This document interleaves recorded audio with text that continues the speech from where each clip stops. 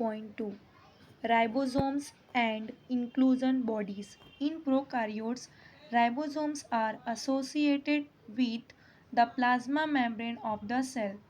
They are about 15 nm by 20 nm in size and are made of two subunits, 50S and 30S units, which when present together form 70S prokaryotic ribosomes. Ribosomes are the site of protein synthesis. Several ribosomes may attach to a single mRNA and form a chain called polyribosomes or polysomes. The ribosomes of a polysome translate the mRNA into protein. Inclusion bodies, reserve material in prokaryotic cells, are stored in the cytoplasm in the form of inclusion bodies. These are not bound by any membrane system and lie free in the cytoplasm. Example: phosphate granules, cyanophycin granules, and glycogen granules. Gas vacuoles are found in blue green and purple and green photosynthetic bacteria. 8.5 Eukaryotic cells. The eukaryotes include all the protistas, plants, animals, and fungi.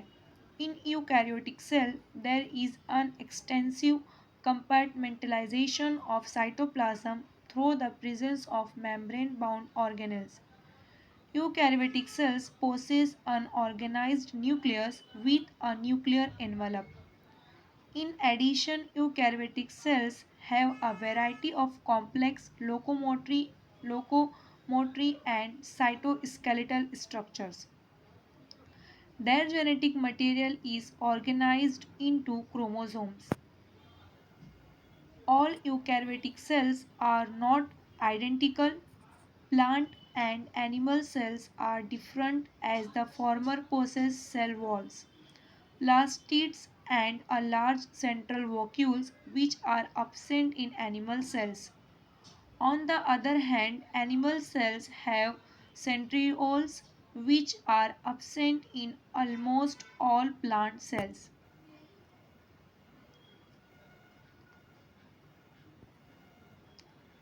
Let us now look at individual cell organelles to understand their structure and function.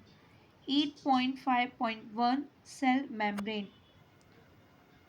The detailed structure of the cell membrane was studied only after the advent of the electron microscope in the 1950s. Manual chemical studies on the cell membrane, especially in human red blood cells (RBCs), enabled the scientists to reduce the possible structure of the plasma membrane.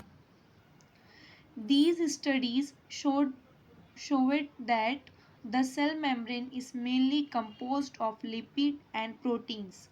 The major lipids are phospholipids that are arranged in a bilayer. Also, the lipids are arranged within the membrane with the polar head towards the outer side and the hydrophobic tails towards the inner part. These ensure that the nonpolar tail of saturated hydrocarbons is protected from the aqueous environment.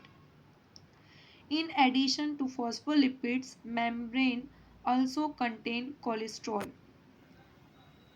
Later, biochemical investigation clearly revealed that the cell membrane also possesses protein and carbohydrate. The ratio of protein and lipid varies considerably in different cell types. In human beings, the membrane of the arthrocyte has approximately 52% protein and 40% lipids. Depending on the ease of extraction, membrane proteins can be classified as integral and peripheral. Peripheral proteins lie on the surface of membrane while the integral protein are partially or totally buried in the membrane. An improved model of the structure of cell membrane was proposed by Singer and Nicholson 1972, widely accepted as fluid mosaic model. According to these, the quasi-fluid nature of lipid enables lateral movement of protein within the overall bilayer. This ability to move within the membrane is measured as its fluidity. The fluid nature of the membrane is also important from the point of view of function like cell growth, formation of intercellular junction, secretion, endocytosis, cell division, etc. One of the most important functions of the plasma membrane is the transport of the molecules across it. The membrane is selectively permeable to some molecules present on either side of it. Many molecules can move briefly across the membrane without any requirement of energy, and this is called the passive transport. Neutral solutes may move across the membrane by the process of simple diffusion along the concentration gradient, that is, from higher concentration to the lower. Water may also move across these membrane from higher to lower concentration. Movement of water by diffusion is called osmosis. As the polar molecules cannot pass through the nonpolar lipid bilayer, they require a carrier protein of the membrane to facilitate their transport across the membrane. A few ions or molecules are transported across the membrane against their concentration gradient, that is, from lower to the higher concentration. Such a transport is an energy dependent process in which ATP is utilized and is called active transport, that is, sodium plus potassium plus pump. 8.5.2 Cell wall. As you may recall, a non-living rigid structure called the cell wall forms an outer covering from the plasma membrane of fungi and plants.